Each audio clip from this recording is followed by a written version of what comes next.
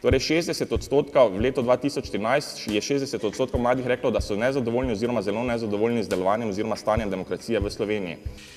Nezadovoljstvo do politike je pravzaprav splošno, in mladi so tista skupina, kjer je to bolj drastično izraženo. In zdaj največja napaka bi bila, da bi rekli, ta izziv nas mora voditi v apatijo, saj se nič ne da in tako naprej.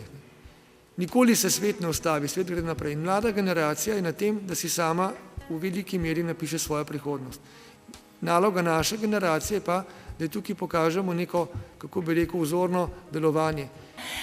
Mogoče je velik poudarek to, da manjka v našem prostoru nekih oblik deliberacije oziroma posvetovalnih organov, ki bi mlade vprašali, kaj želijo. Obstajajo mladinski svetovi in tako dalje, ampak kot vemo tudi po raziskavi iz leta 2010, mladina 2010, se mladi ne počutijo zastopane, tudi ne preko tovrstnih organov. Se pravi, da je potrebno najti nove oblike organov ali pa posvetovanj z mladimi.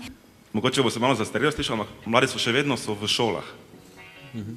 Mladi so tam, pa če hočejo ali nočejo, mladi so tam vsakodnevno, tam se družijo s prijatelji, tam dobivajo znanja. In po mojem so šole premalo odprte za to spodbujanje aktivnega državljanstva na splošno organizaciji mladinskih društev.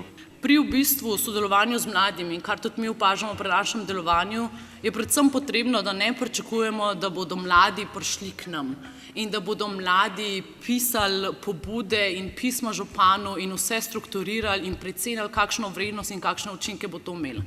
Do mladih je treba pristopiti na način, ki je pač njim blizu. Recimo, jaz se že leta počutim, ko govorim z mladimi, da imam v roki eno nogometno žogo, ampak je nimam.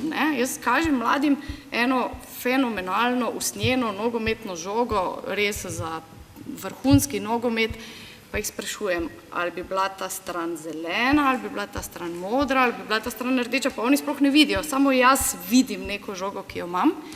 Ampak 6 let kasneje, v bistvu, namesto da bi vsaj eno stran žoge pobarvali, ne znamo dati niti cunje, iz katere bi si mladi sami naredili žogo.